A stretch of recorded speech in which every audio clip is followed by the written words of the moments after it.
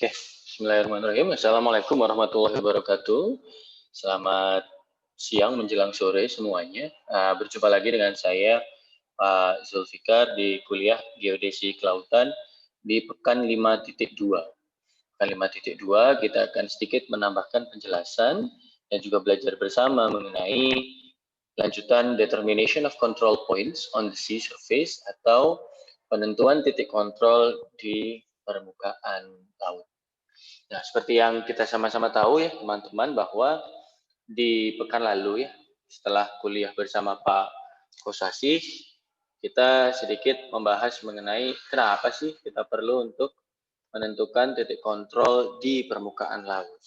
Ya, kemarin kita juga sama-sama sudah uh, jelaskan atau mendapatkan pengetahuan bahwa ternyata untuk menentukan titik kontrol di dasar laut yang merupakan salah satu tugas marine geodesy atau geodesi kelautan itu membutuhkan bantuan dari titik kontrol di permukaan laut. Jadi artinya kalau mau menentukan titik kontrol di dasar laut ya harus tahu dulu titik kontrol di permukaan laut. Sehingga tugas MG itu tidak hanya titik kontrol di dasar laut tetapi juga titik kontrol di permukaan laut, adik-adik sekalian. Nah, kemarin juga sudah dijelaskan bahwa ternyata untuk mendapatkan titik kontrol di permukaan laut itu ada berbagai cara atau intinya ada berbagai asumsi. Yang penting untuk menentukan titik kontrol di permukaan laut begitu ya, kita bisa mendapatkannya dengan menentukan posisi dari buoy yang sudah terpancang atau ditaruh jangkar, platform atau dalam hal ini adalah rig-rig dari kilang minyak gitu, dan juga kapal atau vessel yang mana dalam penentuan posisinya itu kita sama-sama tahu bahwa di laut itu tidak tenang atau pasti bergerak begini ya, sehingga penentuan posisinya itu juga harus dimasukkan konsiderasi atau dimasukkan dalam proses dan pertimbangan atau penentuan posisinya, yaitu koreksi untuk menstabilisasi pergerakan dari si pergerakan dari muka laut terhadap wahana yang kita ukur posisinya. Artinya apa? Apabila ternyata kapalnya bergerak kemana-mana begitu ya, ke atas, ke bawah, ke kiri, ke kanan, ke depan, dan ke belakang, kita perlu tahu pergerakan itu berapa, ke atas, ke bawah, ke kiri, kanan, dan ke depan, ke belakangnya itu. Sehingga nanti posisi yang didapatkan itu posisi yang teliti, posisi yang sudah mempertimbangkan perubahan atau pergerakan posisi dari si kapal ketika melakukan penentuan posisi tersebut. Nah, itu adik-adik sekalian. Nah, secara umum gitu ya, seperti yang ada di slide, bahwa untuk menentukan posisi di permukaan laut atau di permukaan air laut itu ada dua cara. Yang pertama adalah menggunakan bantuan atau titik kontrol dari pesisir, dan yang kedua adalah menggunakan bantuan atau titik kontrol dari satelit yang mengorbit bumi atau yang berputar di sekitar bumi kita. Artinya, saya ulang ya, bahwa secara umum ada dua metode utama untuk menentukan posisi di permukaan laut ini. Yang pertama adalah menggunakan bantuan dari titik-titik kontrol di pesisir ya, atau di pantai. Dan yang kedua adalah titik kontrol dari satelit. Jadi secara umum nanti kita akan membahas beberapa metode. Secara umum ada 3 atau 4 metode yang akan kita bahas. Ada 3 kalau tidak salah. Nah, dari 3 metode ini kita akan sama-sama bisa lihat dan bedakan mana yang menggunakan titik kontrol dari pesisir, atau dalam hal ini adalah titik kontrol dari pantai, dan yang kedua adalah titik kontrol dari satelit di permukaan, satelit yang memutar di sekitar bumi. Itu adik-adik sekalian. Nah, kita masuk ke cara yang pertama. Sebetulnya materi-materi yang akan sedikit saya jelaskan itu sudah pernah dijelaskan di hidrografi 1 ya dari sekalian, tetapi akan saya sedikit review dan juga akan sedikit saya kembangkan agar nantinya teman-teman akan semakin tahu, oh kita menggunakan metode ini dan metode ini tuh pas untuk yang bagian mana dan bagaimana caranya, gitu ya. Nah, yang pertama dari sekalian adalah menggunakan metode optis. Jadi cara pertama adalah menentukan titik kontrol di permukaan laut itu menggunakan metode optis. Nah, metode optis ini adik-adik sekalian, gitu ya, caranya mirip seperti menentukan posisi di darat sebetulnya, atau kalau seperti kata-kata optis ini begitu ya, the space position of point on the sea surface can be determined from 2 or 3 dimensional CG methods. An optical method is one of the CG method, gitu ya. Artinya menggunakan metode optis yang merupakan salah satu metode yang juga digunakan di continental geodesi atau geodesi darat itu sendiri. Nah, tetapi adik-adik sekalian, ada beberapa perbedaan dalam penentuan posisinya di permukaan laut ini, begitu ya. Yang pertama adalah bagaimana ya, seperti selalu kita jelaskan. Yang pertama adalah mengenai ketelitiannya, yang kedua mengenai kesulitan pengukurannya, dan bisa jadi alat yang digunakan untuk mengukur. Nah, kalau metode optis, kalau di darat itu biasanya kan kita pakai alat yang namanya WP atau total station, betul ya? Kalau kita berbicara mengenai alat WP atau alat water pass, kita biasanya itu menentukan yang namanya beda tinggi. Nah, kalau total station atau theodolit, nah, kita menentukan yang namanya sudut kan begitu ya. Kalau total station ditambah dengan jarak. Nah, apabila kita melakukan pengukuran di permukaan lautnya itu sangat dekat dengan pesisir, adik-adik sekalian, saya ulangi, posisinya sangat dekat dengan pesisir, alias masih dalam jangkauan dari alat yang namanya total station ataupun theodolit, maka kita bisa menggunakan alat total station dan atau theodolit itu dalam penentuan posisi dari di tengah laut, di permukaan laut dari pesisir atau dari pantai. Nah, kita sama-sama tahu contohnya ya adik-adik sekalian, apabila kita ingin menggunakan metode dari apabila ingin menggunakan total station atau theodolit, maka kita bisa menggunakan metode yaitu perpotongan ke depan, adik-adik sekalian. Menggunakan metode perpotongan ke depan apabila jaraknya itu dekat dari pantai, ya mungkin 100 meter, 200 meter, 250 meter, maka kita bisa menggunakan yang namanya theodolit ataupun total station untuk menentukan posisi di permukaan laut atau di permukaan laut yang ada di dekat alatnya tersebut. Nah, kita sama-sama tahu adik-adik sekalian bahwa perpotongan ke muka itu membutuhkan 2 titik yang diketahui. Jadi, secara umum adik-adik untuk perpotongan ke muka itu kita butuh 2 titik yang sudah diketahui di pesisir. Jadi kita anggap pesisirnya di sini gitu. Nah, lalu di sini ada kapal gitu ya. Nah, maka kapal ini itu diberdirikan prisma misal, atau di sini diberdirikan rambu ukur atau minimal mengukur apanya? Mengukur sebuah titik yang sama-sama diukur dari kedua posisi yang ditentukan. Contoh, apabila di sini sudah ditentukan koordinatnya, di sini juga sudah ditemukan koordinatnya, maka yang bisa kita lakukan apa? Yang bisa kita lakukan adalah tinggal menembak dari sini ke sini ya. Menembak apa Pak? Menembak sudut dan jarak. Apabila ternyata tidak bisa ditembak jaraknya karena tidak menggunakan total station, tapi menggunakan DT atau misal menggunakan theodolit, maka menggunakan sudut saja. Lalu dari sini juga ditembak begini. Nah, nanti pertemuannya ini adalah posisi dari kapal ketika kita melakukan pengukuran. Dan apabila informasi sudut yang dibentuk ya, apabila informasi sudutnya itu diketahui, sudut ini diketahui ya, sudut dalam sini diketahui, sudut dalam ini diketahui, dan sudut dalam ini diketahui, serta jarak antara titik yang diketahui koordinatnya, yaitu misal contoh ini A dan B, ini juga diketahui ya adik-adik sekalian, maka nantinya kita bisa menentukan koordinat titik C ini menggunakan perpotongan ke muka atau atau dalam kata lain adalah menggunakan garis posisi lurus, jadi menggunakan sudut adik-adik sekalian. Dan jarak sebenarnya, tapi kalau pertemuan begini kita bisa main sudut saja. Nah, apakah WP bisa digunakan? WP sayangnya secara umum tidak bisa digunakan. Kenapa kok tidak bisa digunakan? Karena seperti paragraf 2 gitu ya, biasanya gitu ya altitude-nya itu diketahui. Artinya Z-nya itu seringkali tidak perlu diketahui terlebih dahulu gitu ya. Dan yang ingin dicari itu X dan Y-nya saja, karena Z-nya itu contoh Z-nya itu adalah kedalaman yang akhirnya didapatkan dari mana? Didapatkan dari pemeruman begitu. Jadi Z-nya dapat dari pemeruman, X-nya didapatkan dari penentuan titik kontrol di permukaan laut ini gitu. Untuk Z kan sudah diajarkan secara gamblang di hidrografi 2, jadi saya tidak akan banyak mengulangi atau tidak akan banyak menjelaskan kembali, tetapi untuk yang XY juga akan sedikit saya jelaskan. Walau sebetulnya di mata kuliah hidrografi 1 sudah ada sedikit penjelasannya juga, jadi saya tambahkan, saya refresh, dan saya perdalam sedikit.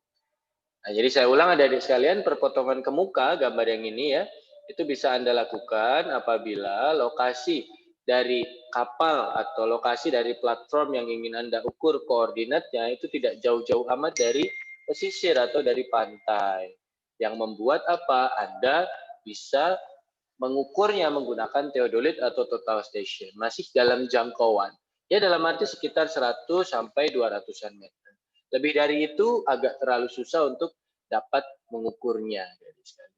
Dan mengukurnya menggunakan perpotongan ke muka atau triangulasi. Jadi menggunakan perpotongan ke muka, 2 titik yang diketahui dan 1 titik yang tidak diketahui. Kita berdiri di mana? Berdiri di titik yang diketahui, 2 di pesisir itu, adik-adik sekalian. Itu adalah yang pertama.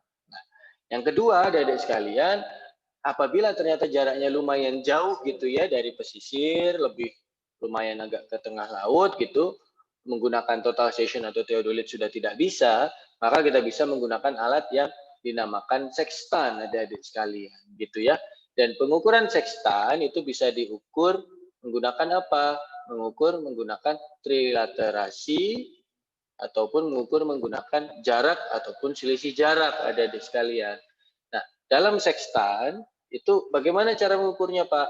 Nah, kalau dalam perpotongan ke muka kan kita yang ada di pinggir laut atau di titik yang diketahui, teman kita yang berdiri di titik yang kapal yang koordinatnya ingin kita ketahui kan gitu ya. Nah, kalau sextan itu kebalikannya, kita berdiri di mana? Kita berdiri di kapal.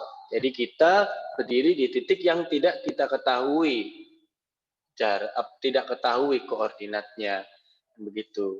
Nah, akhirnya dari si sextan itu, dari kapal, dari sextan yang ada di kapal itu, kita mengarah kemana? Kita mengarah ke sebuah titik yang diketahui koordinatnya di pesisir atau di pinggir pantai.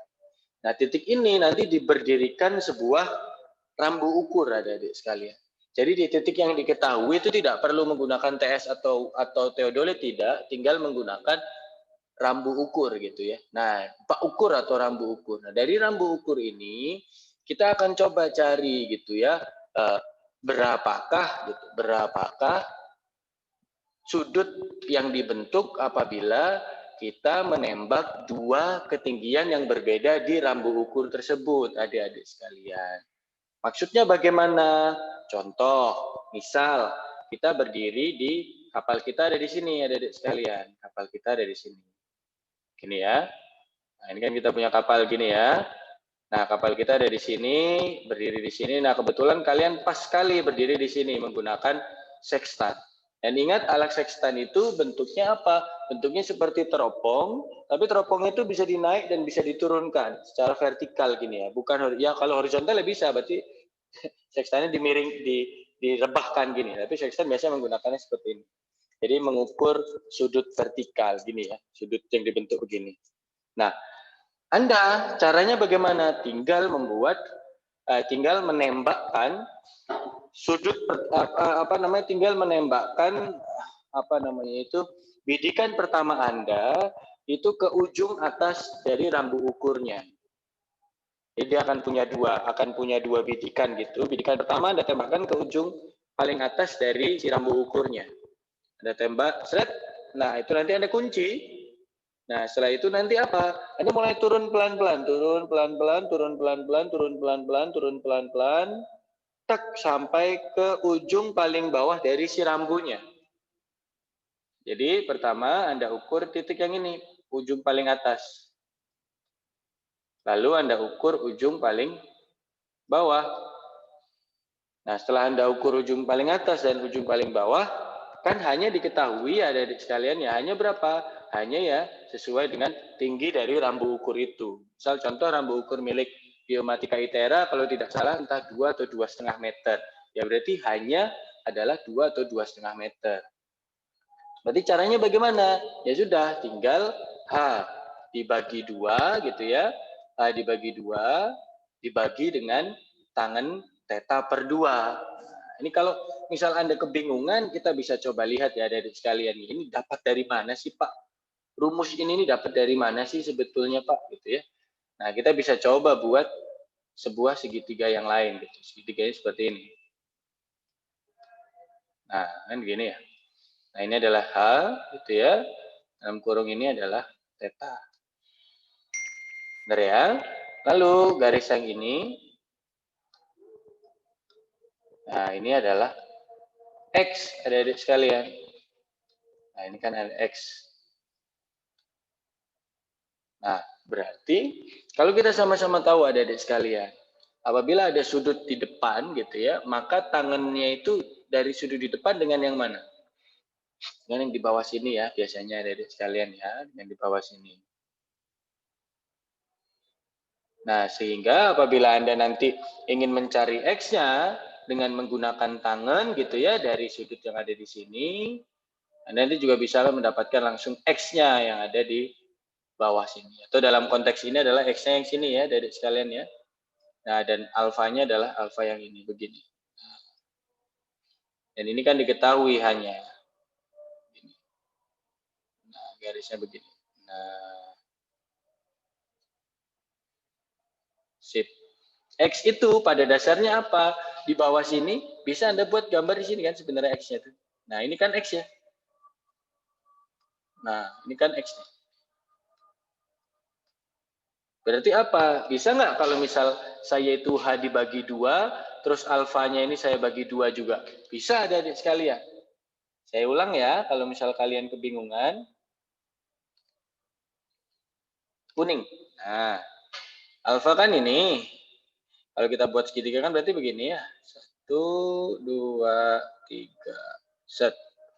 X itu kan garis ini sebetulnya, garis tengah ini.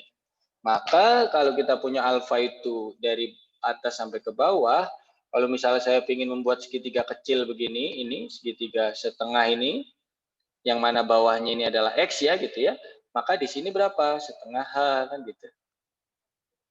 Ya kan? Di sini setengah H, di sini berapa? Sudutnya berapa? Setengah A, setengah alfa. Ya kan? Dan ingat adik-adik sekalian, tangan setengah alfa sama dengan H per 2 dibagi X. Sehingga kalau kita mau cari X, berarti tinggal apa?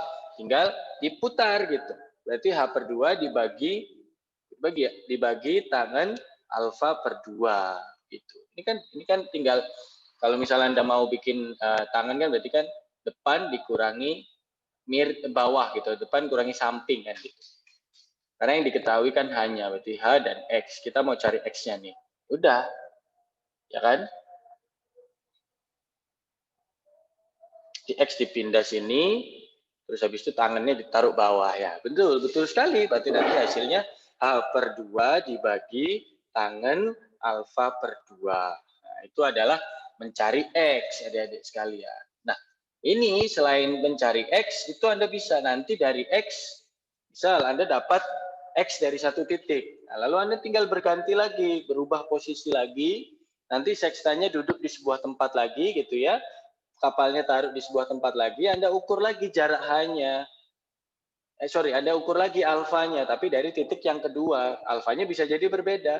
Karena alfanya berbeda, walaupun hanya sama, X-nya nanti juga pasti berbeda.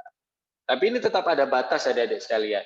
Karena sekstan itu ya bisa jadi tidak akan bisa sampai sangat jauh gitu ya. Kalau sampai 10.000, 10.000 jauhan. 10 kilo atau berapa sekstannya sudah tidak bisa melihat perbedaan alfanya, ya akan agak susah gitu ya. Substance barnya atau bak ukurnya harus makin tinggi lagi biar bisa diukur, enggak ya. Jadi ini tetap apabila ternyata terlalu jauh menggunakan total station ataupun theodolit, Anda bisa menggunakan sextant. Tapi ya juga tidak jauh-jauh amat. Kalau jauh-jauh amat kan juga kerepotan. Jadi saya ulang, untuk optical method itu Anda bisa menggunakan jarak, trialterasi, ataupun perbedaan jarak. Tapi paling utama adalah kalau masih dekat dengan pesisir 100-200 meter, maka Anda masih bisa menggunakan persamaan posisi garis lurus, yaitu menggunakan persamaan dari menggunakan pendekatan perpotongan ke muka. Nah, tapi kalau Anda agak jauh, tapi ya nggak jauh-jauh banget, Anda bisa menggunakan sextant untuk mendapatkan jaraknya atau X-nya. Nanti X1, X2, dan X3. Nah, nanti dari trilaterasi itu Anda akan bisa mendapatkan yang namanya koordinat dari titik-titik yang mau Anda ukur tadi. Gitu, adik-adik sekalian.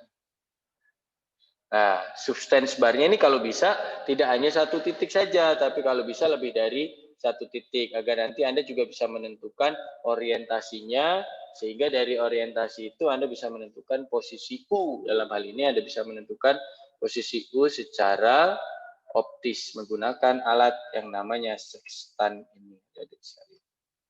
Kalau ada yang bertanya, dipersilakan nanti bisa tanya di grup atau nanti bisa WA Japri pribadi kepada saya. Lanjut adik-adik sekalian. Nah, yang kedua, selain menggunakan optical method, kita juga bisa menggunakan yang namanya radio. Nah, radio itu apa? Radio itu berarti menggunakan gelombang elektromagnetik. Tetapi gelombang elektromagnetik yang biasanya panjang gelombangnya itu sangat panjang. Tidak panjang gelombang yang biasanya kita gunakan dalam dunia persatelitan. Tidak, ini biasanya lebih panjang. Nah, yang diukur kalau dalam metode radio itu ada dua. Kalau tidak jarak, yang menggunakan beda jarak, adik-adik sekalian. Nah, menggunakan jarak dan beda jarak ini pakai apa, Pak? Pakai titik kontrol yang ada di pesisir atau titik kontrol yang ada di pantai. Seperti contoh dalam hal ini adalah, mana ini kok tidak ada garisnya? Nah, ini. Oh, soalnya kuning ya, punten tidak kelihatan jadi merah. Nah, merah lagi. Dalam hal ini berarti ini dari I yang diketahui dan U yang tidak diketahui, itu kita mengukur jarak menggunakan EDM atau tachiometer, yang mana ini nanti akan keluar distance-nya, jadi DIU gitu ya. Mirip seperti sextant adik sekalian, tetapi kalau sextant itu kan Anda mengukurnya menggunakan optis ya, jadi mata Anda. Lihat H paling maksimal dan H paling rendah, berapakah sudut yang dibentuk dari rumus yang di bawah ini, X sama dengan H/2 dibagi tangan alfa per 2, maka nanti akan bisa mendapatkan jarak X-nya dari satu titik ke titik yang diketahui. Apabila titik tersebut kamu ukur titik yang diketahui yang lain, maka nanti bisa membentuk segitiga, nanti bisa dibuat trilaterasi. Nah, untuk yang kedua, kalau radio method hampir sama. Yang EDM ini mirip dengan sextant, hanya saja bedanya kalau sextant itu menggunakan optis mendapatkan X atau jaraknya. Kalau ini EDM atau tachiometer, Anda langsung saja nembak ke titik yang diketahui, nanti akan menggunakan gelombang elektromagnetik, nanti bisa diukur atau bisa dihitung berapakah jaraknya dari sekalian. Seperti itu. Nah, contohnya apa? Ini seperti distance equation yang di sini ya. Menggunakan EDM. EDM itu bukan electronic dance music ya, itu bukan Skrillex ataupun Daft Punk, bukan. Atau Daft Punk atau Daft Punk ya, tergantung pronunciation Anda. Tapi bukan itu. EDM itu adalah electronic distance measurement atau pengukuran jarak secara elektronik yang biasanya juga ada di ITS. Yang di ITS yang warna merah-merah itu, yang biar pas dengan prisma, nah itu adalah sebetulnya alat electronic distance measurement.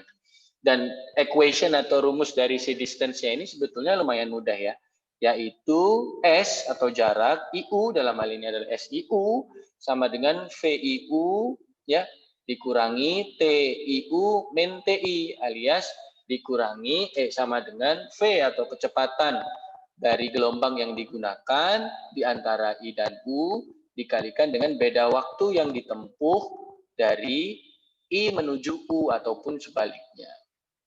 Mirip seperti kuliah geodesi kelautan yang dilakukan di pekan ke-6 tadi pagi, bahwa intinya kita menggunakan sebuah gelombang elektromagnetik dan beda waktu untuk mengukur jarak. Nah, beda waktunya berapa, Pak? Beda waktu ketika sinyal itu mulai dipancarkan dari I, lalu mulai diterima oleh U. Jadi ketika dipancarkan dan diterima, nah itu bedanya adalah beda waktu. Dari beda waktu apabila dikalikan dengan kecepatan, dalam hal ini adalah kecepatan suara, maka kita akan mendapatkan jarak. Tapi ingat, jaraknya masih tetap ada kesalahan sedikit, atau rho IU. Rho IU ini adalah error yang terjadi antara I dan U, adik-adik sekalian. Nah, tapi untuk sekarang kita tidak banyak membahas mengenai errornya, tapi membahas mengenai konsep dasarnya. Jadi saya ulang, kalau pakai EDM itu berarti pakai konsep jarak.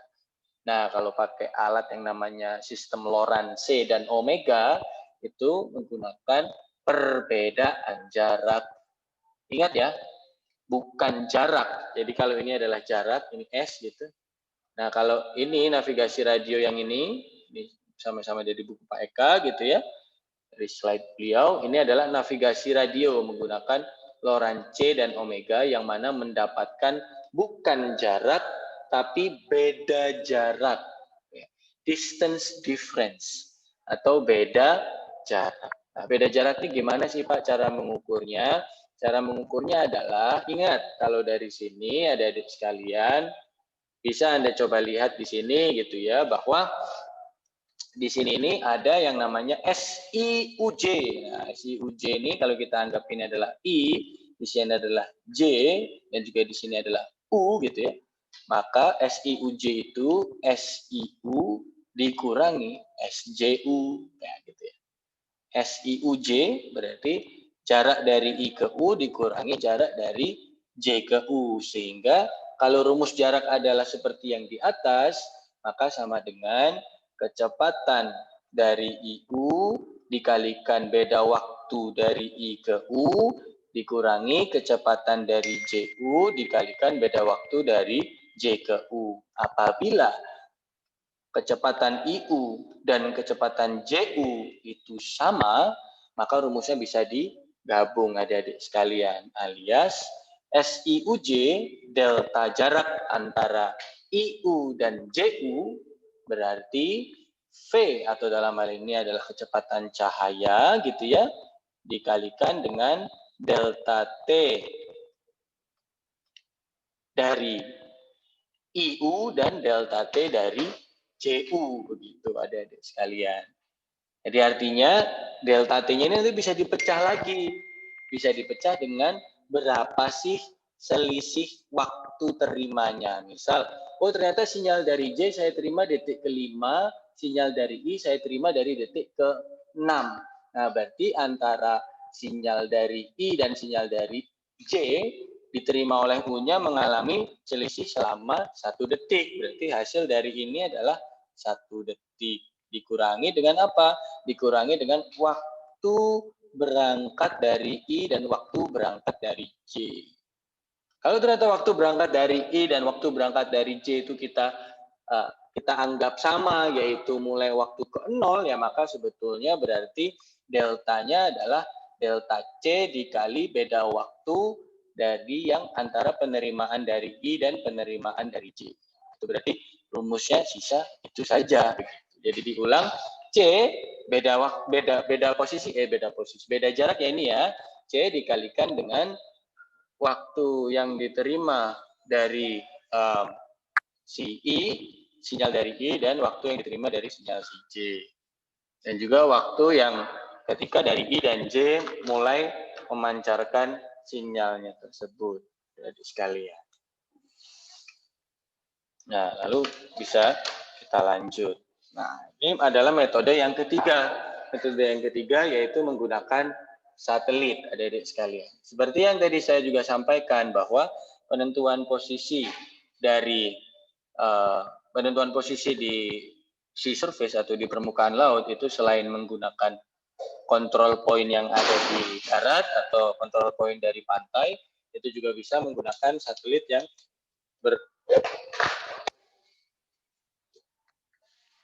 menggunakan satelit yang mengorbit bumi. Nah, kalau untuk yang optik dan juga radio itu secara umum menggunakan bantuan titik-titik yang ada di pantai atau yang ada di pesisir.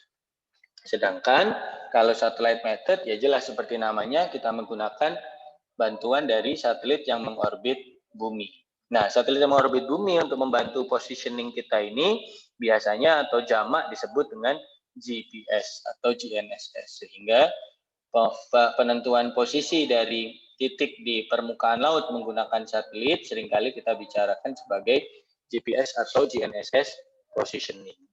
Nah, penjelasan mengenai dasar-dasar GPS dan GNSS positioning ini sudah dijelaskan di mata kuliah survei GNSS. Saya yakin mungkin di semester 5 atau di semester 6. Nah, di sini saya hanya mungkin sedikit mereview dan menambahkan bahwa pada dasarnya si satelit yang ada di atas permukaan bumi ini, satelit 1, 2, 3, dan 4, dan satelit-satelit yang lainnya, itu adalah titik kontrolnya. Jadi mereka itu at any given moment, at any given time, itu selalu diketahui koordinatnya.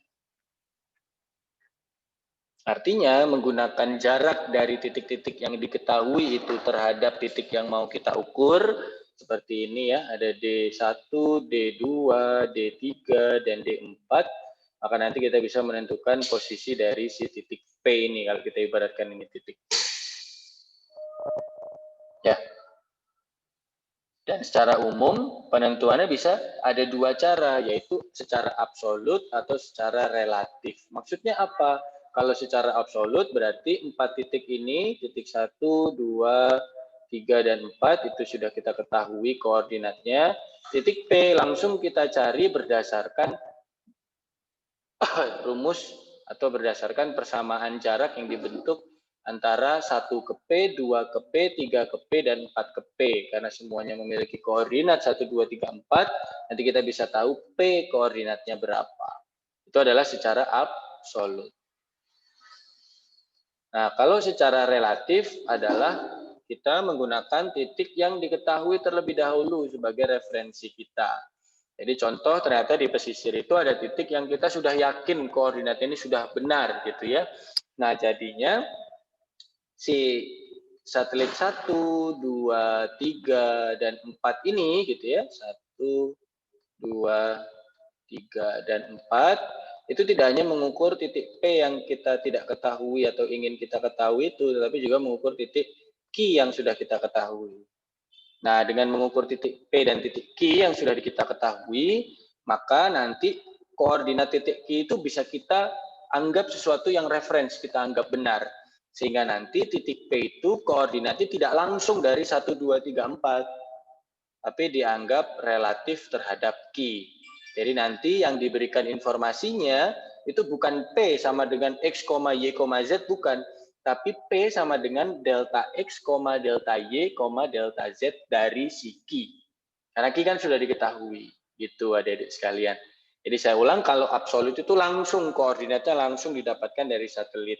Sedangkan kalau relatif itu kita anggap koordinat kita itu adalah jarak delta X, delta Y, dan delta Z dari sesuatu koordinat yang sudah kita anggap benar.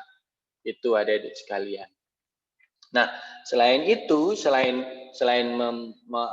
pemosisian berdasarkan absolut atau relative point of view, apabila kita melihat dari titik yang tidak diketahui, itu kita juga punya dua kemungkinan. Either dia itu statik atau diam, atau kinematik alias bergerak. Ketika si titik yang tidak kita ketahui itu kita anggap diam, sehingga nanti penentuan posisinya itu langsung, ya, untuk titik yang kita anggap diam itu karena dia tidak bergerak, maka itu namanya adalah penentuan posisi secara statik. Sedangkan sebaliknya, kalau titik yang kita ukur koordinatnya itu bergerak begitu ya, kita anggap bergerak atau kita sudah mengetahui pergerakannya setiap detik atau setiap 2 detik atau setiap sekian detik, maka pemosisian dari titik-titik yang bergerak terus tadi itu namanya adalah kinematik. Lalu selanjutnya ada lagi satu dalam bidang atau dalam hal pemrosesannya adik-adik sekalian.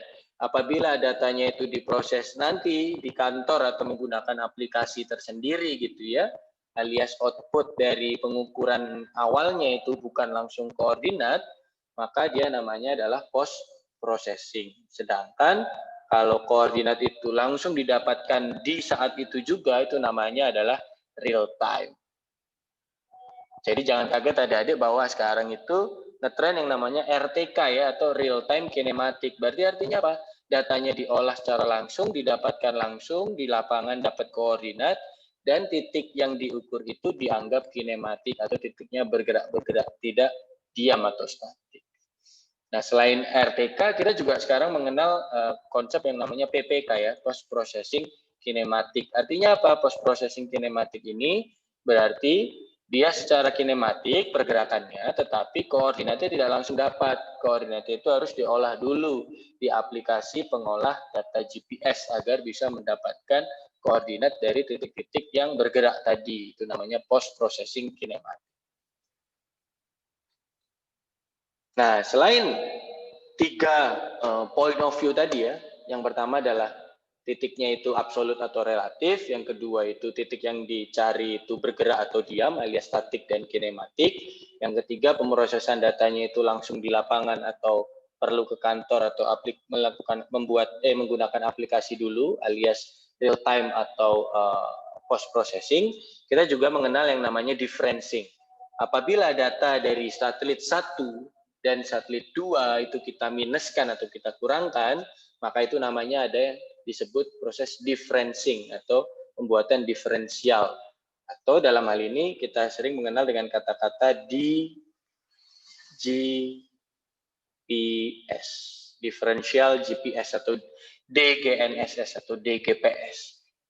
Nah, apabila data 1 dan kedua itu dikurangkan atau diselisihkan, maka itu namanya adalah one way differencing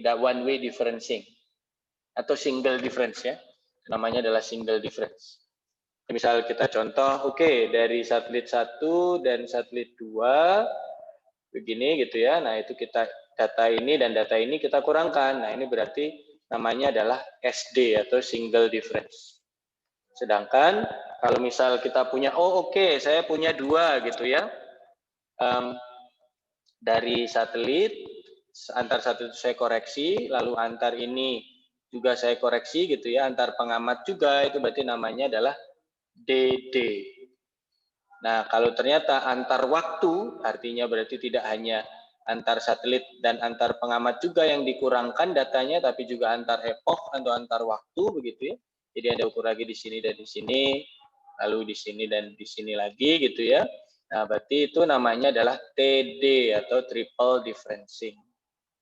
Ada SD, ada DD, dan TD. Nah, tujuan dari SD, DD, dan TD itu adalah mendapatkan koordinat yang semakin baik atau membuat atau menghilangkan salah satu atau salah dua atau salah banyak dari sumber-sumber kesalahan. Tapi bukan berarti TD berarti yang paling baik, tidak, karena bisa jadi ketika Anda menghilangkan satu kesalahan atau meminimalisir satu kesalahan, ada kesalahan lain yang karena ini adalah proses aritmatika atau proses matematik bisa menjadi bertambah kesalahannya di tempat yang lain. Jadi saya ulang, untuk di cloud gitu ya, yang paling sering dipakai ya, itu adalah differencing ini. Jadi tidak menggunakan metode biasa yang sering kita gunakan di lapangan. Karena apalagi contoh kalau di kalau di lapangan gitu, kita kan sering menggunakan statik. Nah, kalau di kapal kan dia bergerak terus begini, apakah bisa dia dibuat statik? Ya, itu jadi pertanyaan besar. Yang kedua, apakah dia bisa relatif apabila ternyata titik yang kita buat sebagai titik kontrol yang ada di pesisir itu lumayan jauh jaraknya, begitu. Itu juga menjadi pertanyaan besar gitu ya, apakah kita harus relatif, apakah bisa absolut saja. Dan selanjutnya karena kita itu seringkali harus mengukur jauh begitu ya, apakah efisien gitu apabila kita melakukannya secara post processing. Bisa jadi nanti kita sudah kadung kembali ke darat, kita ukur posisinya, ternyata tidak benar atau kurang tepat posisinya begitu. Sehingga di laut itu memiliki pertimbangan-pertimbangan yang sedikit berbeda dengan pengukuran di darat. Kalau di darat kan yang paling sering memang relatif ya, relatif, statik, dan post processing.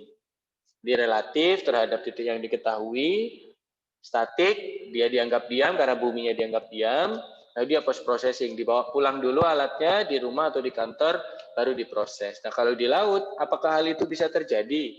Apakah hal itu bisa dianggap benar? Nah, ini yang nanti bisa kalian jawab di UTS. Begitu adik-adik sekalian.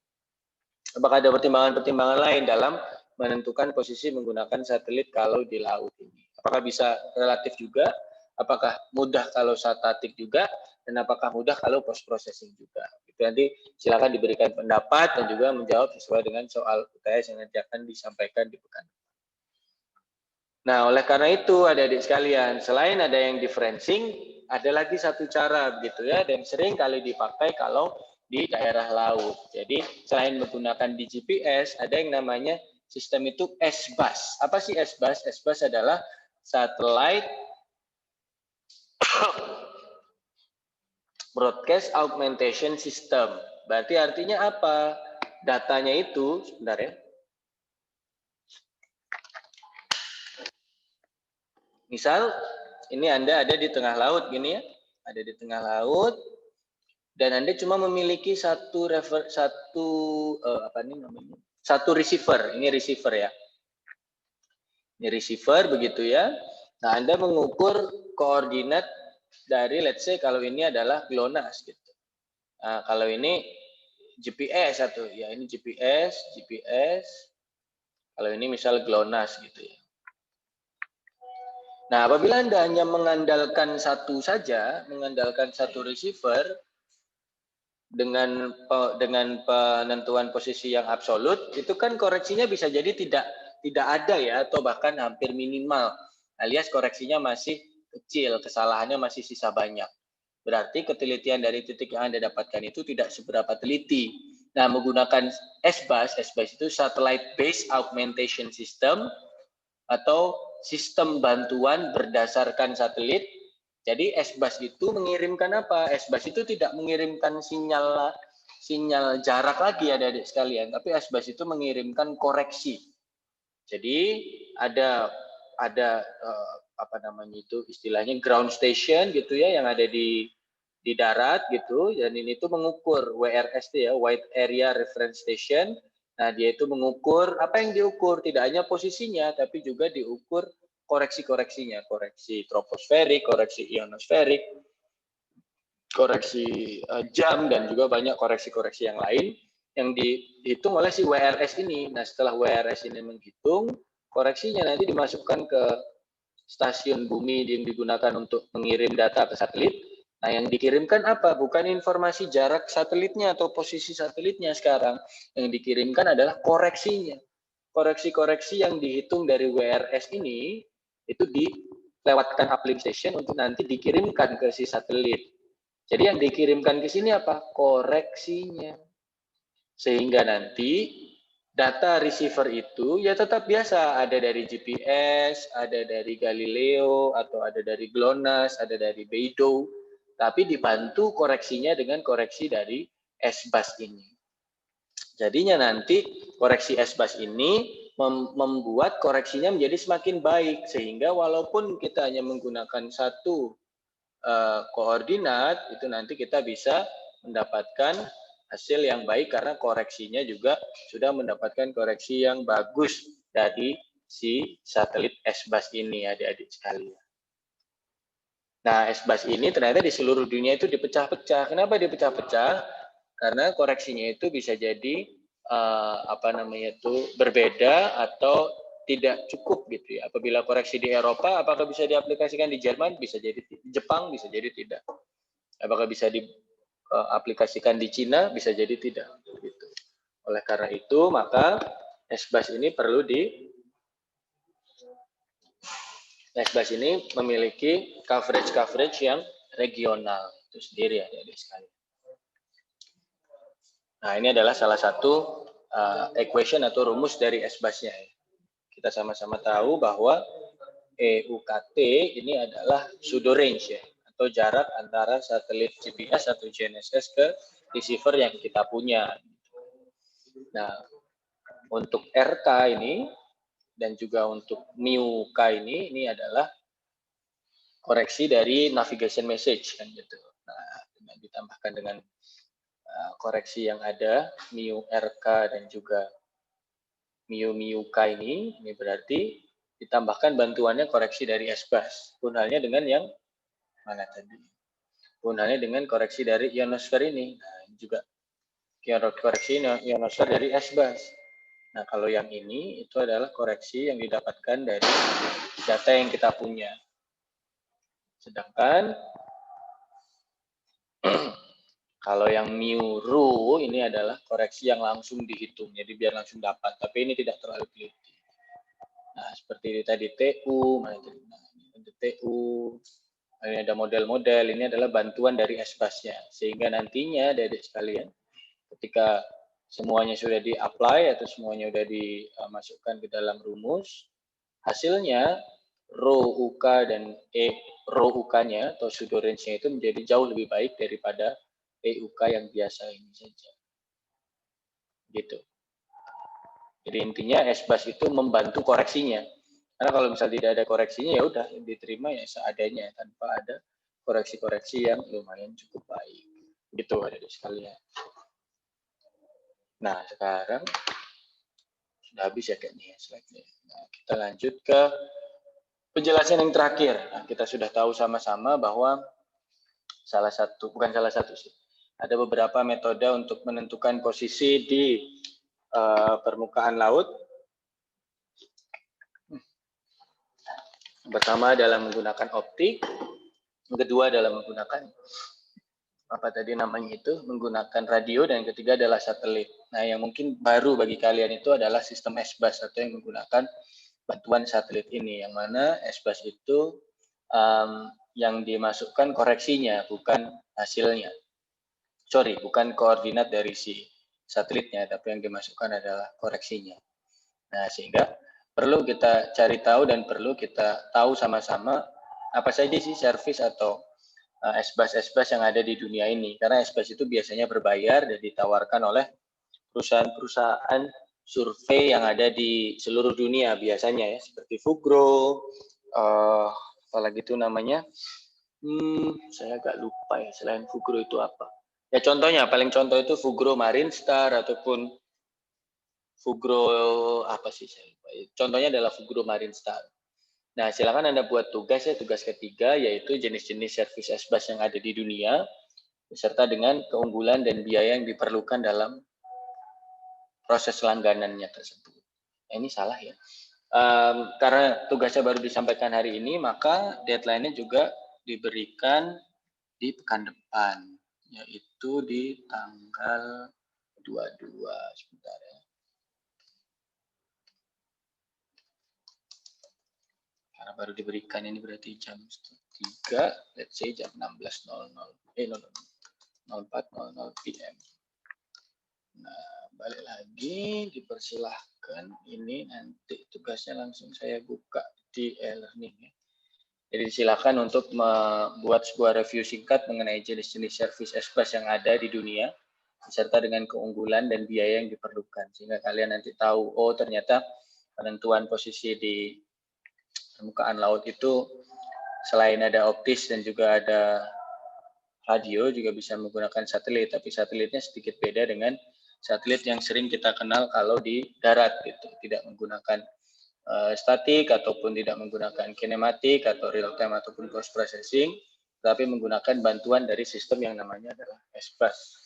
Apa sih SBAS itu? SBAS adalah Satellite Based Augmentation System. Itu ada di sekalian. Itu saja mungkin yang bisa saya berikan. Tadi sudah kita sama-sama pelajari. Apabila ternyata ada pertanyaan yang ingin disampaikan kepada kita, bisa disampaikan langsung saja melalui grup atau melalui WA pribadi. Dan jangan lupa UTS, nanti seperti yang saya sampaikan, ada satu minimal soal yang ada dari PPT yang tadi saya sampaikan. Itu saja dari saya. Saya tutup. Kelas 5.2 bisa diselesaikan. Kalau Anda mau ulang-ulangi, silakan diulang-ulangi agar bisa lebih mengerti. Saya undur diri terlebih dahulu. Assalamualaikum warahmatullahi wabarakatuh. Selamat sore dan salam GDKL untuk kita semua. Bye.